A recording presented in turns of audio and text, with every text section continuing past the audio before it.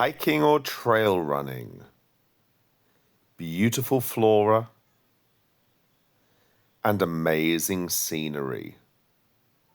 Oh, and delicious Chinese dishes as well. Ni hao and welcome to a Beijing travel guide. Today we're on the way to Fragrant Hills, Shangshan. We chose to go by taxi using the Didi app, which, depending on which type of car you take, will cost between 50 and 100 RMB. The subway is an alternative, but it can be a little bit slow and a few changes are required. It's lovely going from the city and then starting to enter the countryside. Fragrant Hills is probably the closest mountain to the center of Beijing. Mentago being another area you could visit, but if you're just here for a short trip, or you just want to do something at the weekend, then Fragrant Hills is the perfect place to come. As you start to get close, you might hit a little bit of traffic, but as soon as you've passed the botanical gardens, the road opens back up and then it's smooth sailing yet again. Whether you arrive by subway or by car, a common meeting place is the nearby McDonald's. This is a good landmark to put into the taxi app to get here. You can pick up a breakfast or in the nearby shops buy some bottles of water, fruit or other snacks. As you climb up the mountains, you will find the odd shop or stall. There are even some vending machines, but it's better to go prepared. Make sure that you have enough for the day because, like you can see, today was a pretty hot day.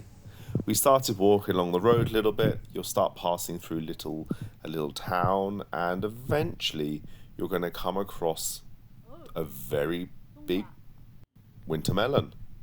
Just kidding, this is what you're looking for. The red door here is where you're going to go through, and as you pass through it, you're going to go through the little kind of gated area on the right, and that's where the trail begins. If you want to copy this route, you can look at the map in the description. You can download it onto apps like Komoot, or if you've got a Garmin watch, onto that as well. This area is super popular with trail runners and hikers, families and friends visiting to get out of the city. Whether you're hiking or running, you're sure to spot these little tags known as lubiao, which are markers for trail running and hiking races.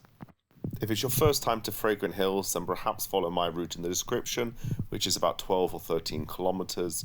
But in reality, there's lots of paths here and you can't go too far wrong as long as you have a way of retracing your steps.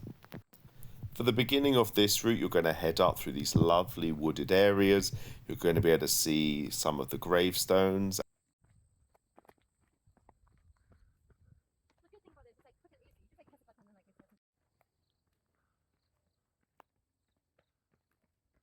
As you keep going, you'll be able to turn around and see views of the city. You might notice the CBD area and other parts, and as you keep going up, the views get more and more impressive. The beginning of this route does get quite steep and technical, but as long as you've got a good pair of trail running shoes or hiking boots, you should be fine.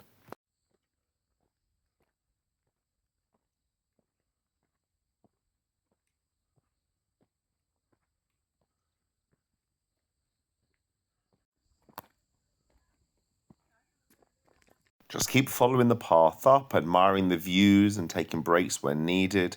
And here in summer, spotting fruits, berries and other things that I couldn't begin to tell you what they are, but they are lovely to see.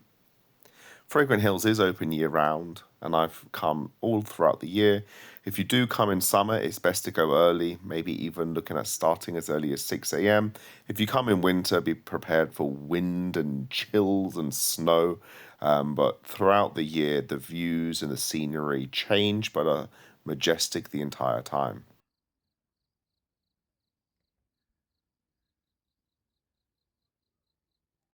As well as the views, be sure to pay attention to the floor as well.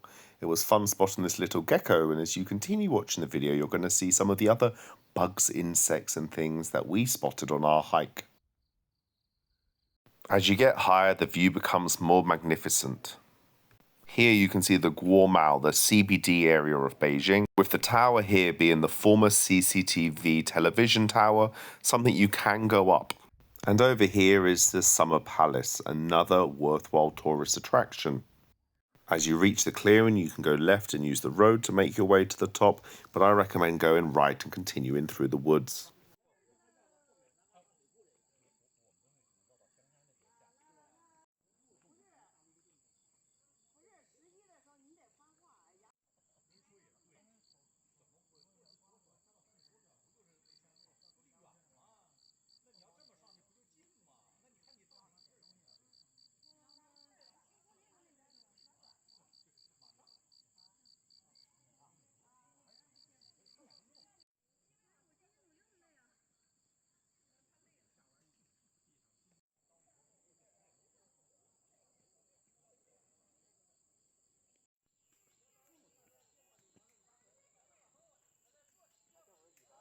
Climb over these fallen down trees, admire a few more creepy crawlies, and soon enough you're going to be at the top.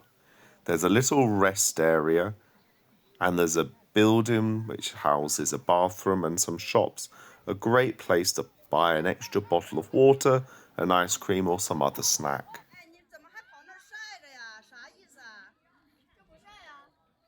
After taking a moment to rest, you can continue along the road, but what I'd recommend doing instead is going on the right side of the building through the gate here.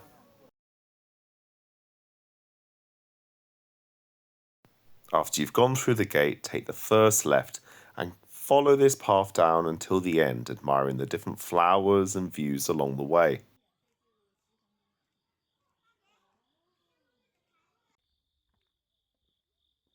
I admire the cosmoses, and if you know what any of the other ones are, let me know in the comments below.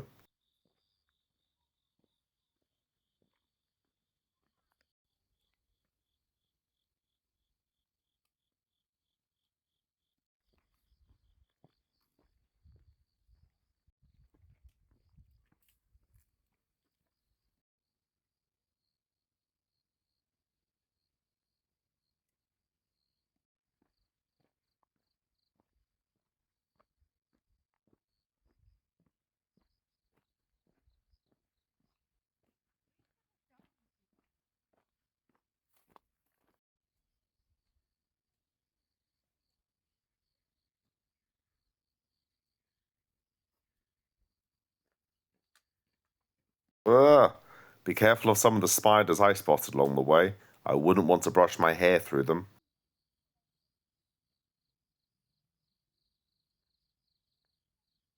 As you spot these buildings, you're coming towards the end of this path.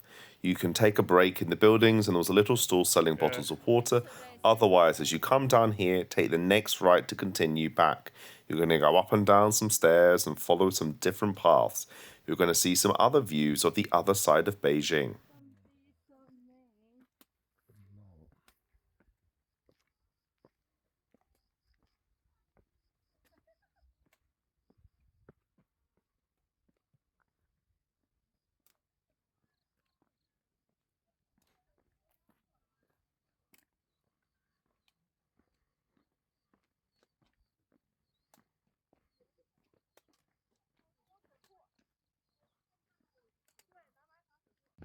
Keep following the trail down, and eventually you're going to come to the reservoir.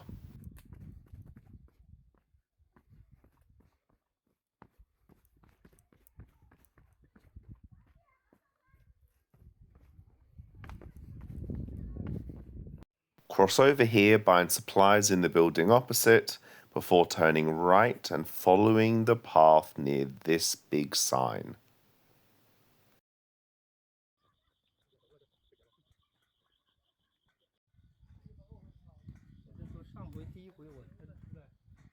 This path has a final bit of uphill, but after that I promise it's all downhill.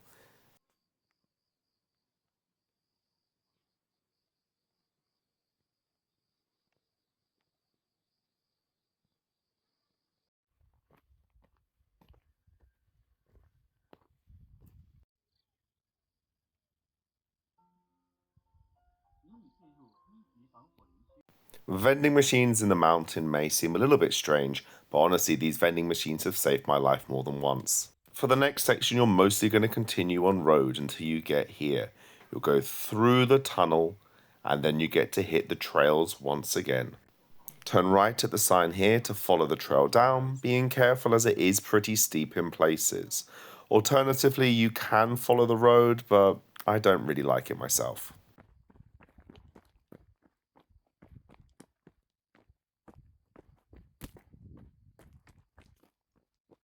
As we're reaching the bottom, it's time to say goodbye to all the creepy crawlies. As we go back onto the road, now it's just a walk back down to the town. Admire some of the final views as you pass through the villages in the mountains, and hopefully you've worked up a bit of an appetite. Before we stop for some lunch, pop in here to buy some local honey. And here's a little bit of a clue for what we ordered for lunch. If you're following my map in the description, you're going to pass here. where we enjoyed some fantastic stir-fried pork and aubergine.